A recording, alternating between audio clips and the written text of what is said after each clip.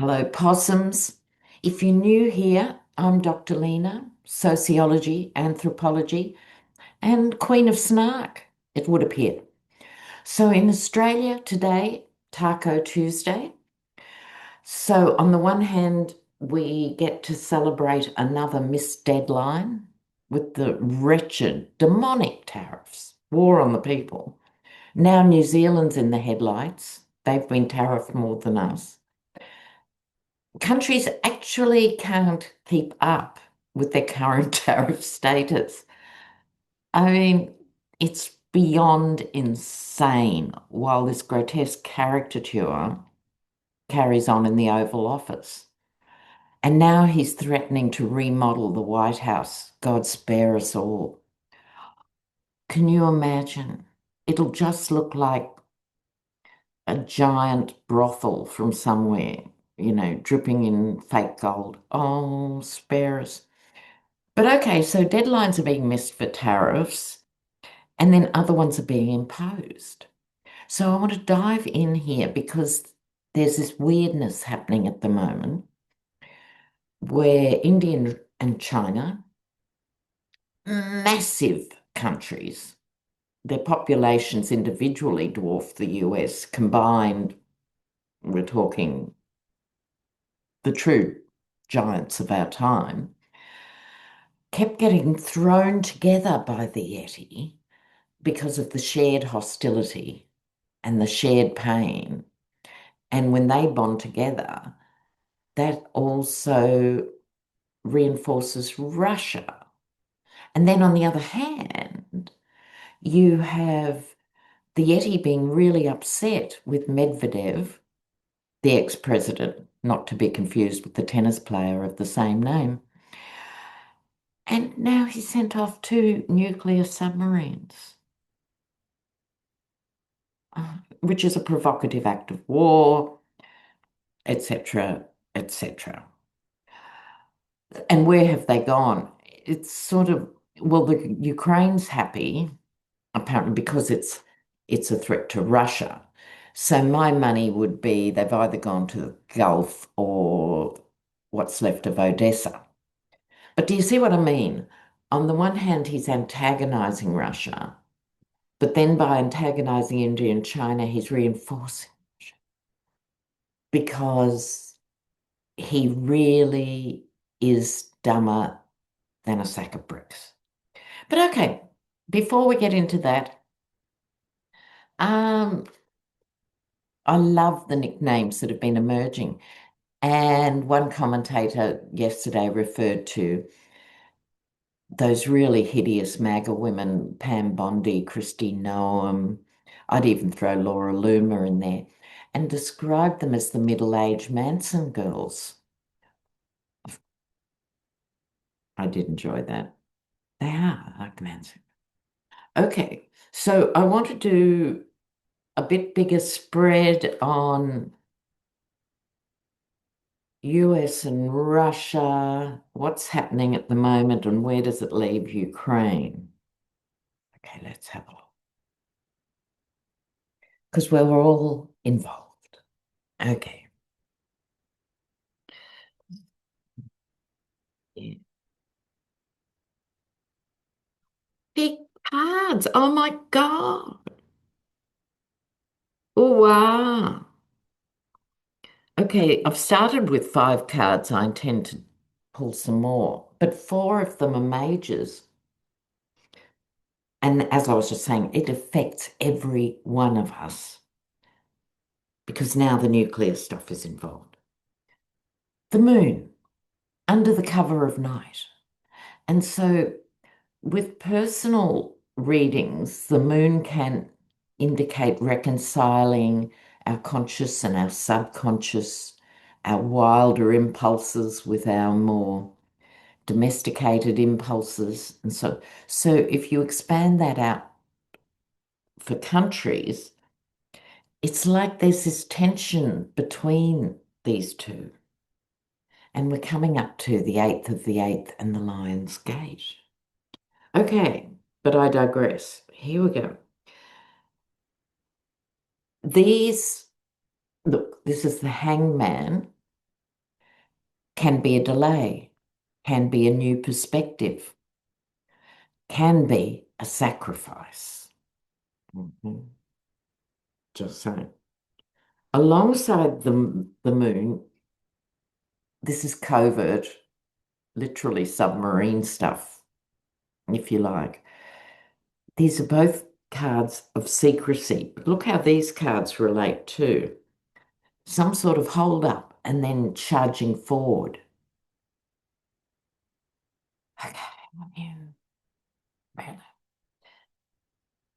Then this is us, the rest of the world, trying to work out what is the position. Who do we support? Do we go with our traditional allies, the USA, or do we try and stay out of this? This is conversation. The EU, how far are we going to go to defend Ukraine? This is the rest of the world talking. But let's get some of these prediction decks cards going here. This is a big story for obvious reasons. Oops. Sorry, card malfunction. Oh, oh. I'll keep the first one that fell out and keep shuffling. Okay. The first one was mainstream news. Well, look at that. What's happening here? Okay, I'm going to put them in order. Sorry. So much going on. Like this. Oh, thank God. Last card is positive. Not a minute too soon. But we've got to go through some stuff first. All right. Now, the mainstream news are creating this silence, this obscurity, this hiding of what's really going on. Okay. The hangman, what is the holdup here? It's a foreign occupation, which would have to be Ukraine, you'd think in this context. Hello? Now, this is interesting. This was about more secrecy, but the hermit is also about investigating things. And here we have returns to normal. What I think is meant by that is after the initial shock and anxiety, the international community, which was that three here, the international community returns to normal in the sense the Five Eyes only they'd have two missing because no one can trust the US. Something I'd like to ask CIA and the ambassadors and stuff, they must be talking. Okay, focus, Lena. This one, the chariot, what's going to be happening suddenly and quickly. If we look at this here, urgent acting now, I think this is all about the international community and the sun shines on investigations that are previously hidden. So I think this is happening at warp speed. So things that usually take years and decades are happening. So these new alliances are being formed. But I think the thrust, let's pull some cards. Okay, the grown-ups that are left in the top level of the American civil service, those who are left despite Hegseth in the Pentagon, those who, despite Kash Patel, are still acting on a global stage, connecting, because the FBI and CIA don't have a good working relationship, famously. I think they're beginning to connect. Let's have a quick look at that. I'm going to call it the old guard. So the career statespeople, State Department people, the career ones who know what's going on, have been there since the Cold War. Are they still operating? Do people still trust them as individuals at a high level? It's be interesting. Or is the US already a pariah state? Or is their interaction at the highest of levels? Let's have a look.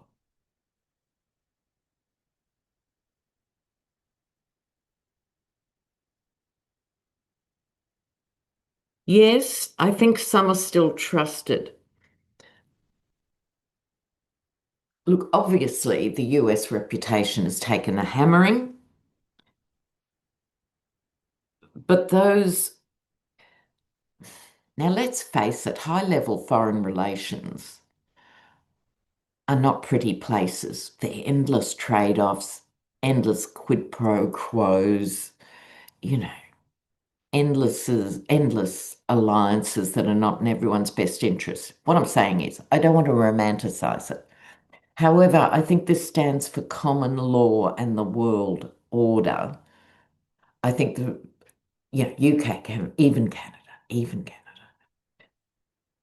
Australia and others. It's like relationships have been built over years. So I think people are going around the whole White House administration. They're being very careful and it is not business as usual. This is not a free exchange of information. No, it's the opposite of that. But people are doing it. And Queen of Wands, I think this is high level women. This would be like Ursula von der Leyen and various players at a very high level who are sort of reining in the guys or leading the way in some way. Hmm. I hope you found that interesting. Yeah. Now, too much news, not enough gossip. Now the story's out, and apparently it's on tape because Michael Wolff had hundreds of hours of stuff with all the filthy players. Epstein thought it was Trump who ratted him out, his term, who ratted him out because their relationship deteriorated. I mean, Epstein would have had enough enemies all on his own. However, was he right about that? Was he right about that? No. Did Trump rat out only for his own selfish reasons if he did? Not because Epstein was bad. Ah, let's have a look. Epstein Trump.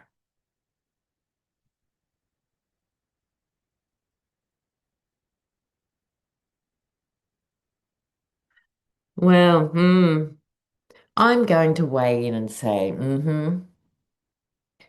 it wasn't all Trump, but it got this second wave going. Don't forget Epstein got off, of course, with a smack on the wrist first time round, thanks to Florida. But their relationship, this is indicating to me, was always a bit iffy. They were two alpha males, they were playboys,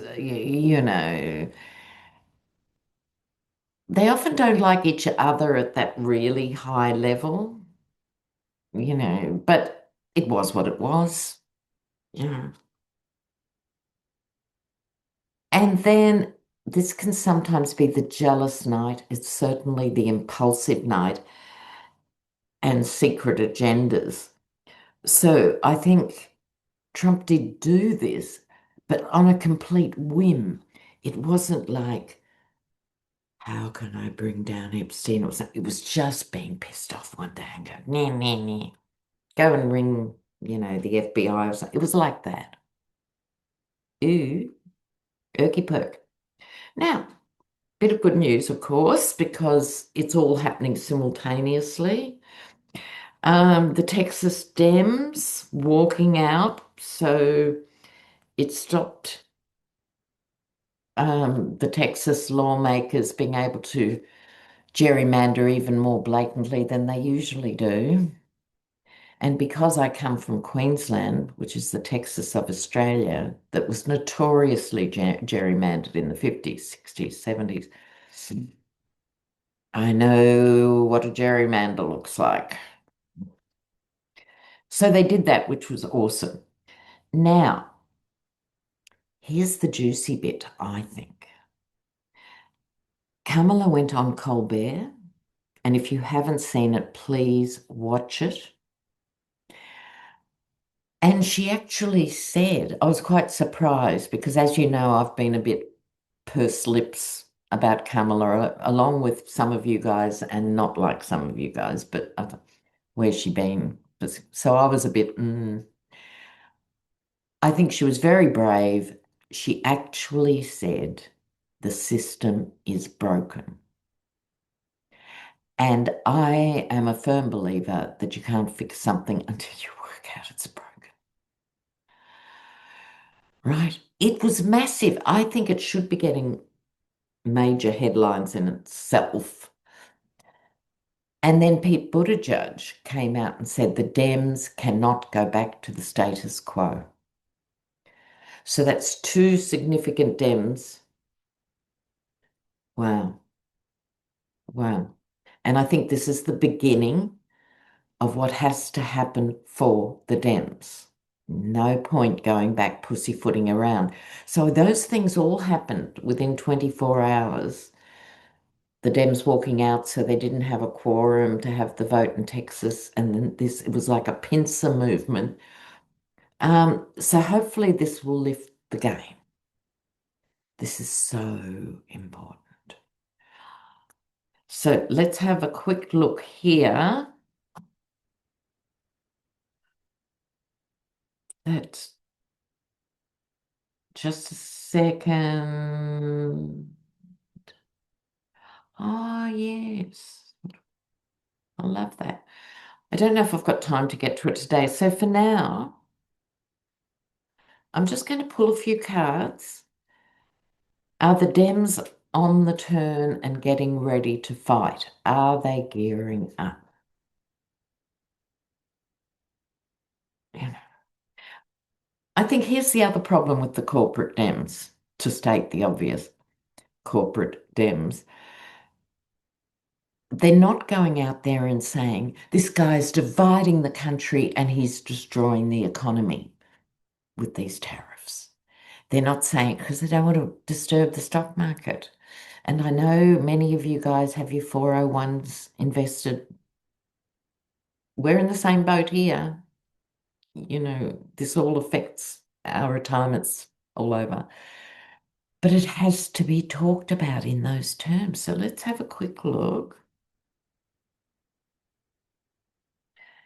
In other nicknames, someone referred to Caroline Levitt as Kim Jong Levitt. I love that.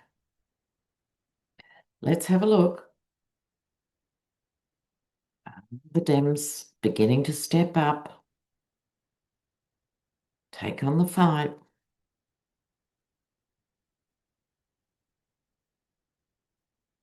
Oh, goody.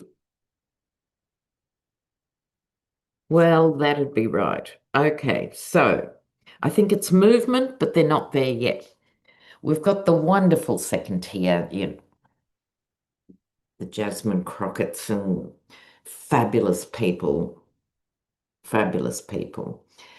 But we're talking about the leaders, including the illustrious and invisible head of the Democratic National Convention, Ken Martin. Look, they may as well just put a cardboard cutout, aren't they, really? Wheel him out to meetings. Go give someone the job. Okay, anyway, they're realizing they have to fight. Finally, they're actually gearing up. We just had this as the impulsive night. With Trump, it's all, there's an impetus to this, but it's not always thought out.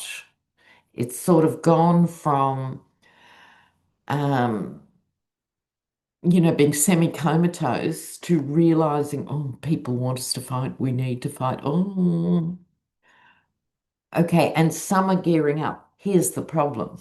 You don't need to be a tarot reader to work this out. The Five of Wands arguing around and around. They don't know how to do it. They don't know. They don't know. At the top, I'm talking. At the top. All they have to do actually is get out of the way. Let Eric Swalwell through, let Newsom through, let them all through. Oh, that was the other thing that happened, of course, with that pincer movement I was just talking about with the attempted gerrymander. Newsom came out and said, don't play that game because I can play too. Nobody wins in the end, but we're not going to let you do it anymore. And I think that's pushed the Dems a bit as well to understanding they can't quite cross their legs, look at the ceiling, go for lunch anymore. But they are talking about it and they will come up with a strategy. Oh, not a minute too soon. That's that's good. That's good. Okay. All right. In other announcements, what's your Wednesday, 7 p.m. I'm on Hogarth's channel, and we've got a new routine now where it's a different panel every week, and that freshens up the show, and I think it's going really great. So 7 p.m. EST on Hogarth's channel. And if you subscribe, which is free, you can then go on the live chat. You can see us all there on Wednesday nights. I'm also going to be having a conversation very soon with Erica Robinson, and there are other things coming up I'll let you know about. But for now, look after yourselves and look after each other. Take care. Bye.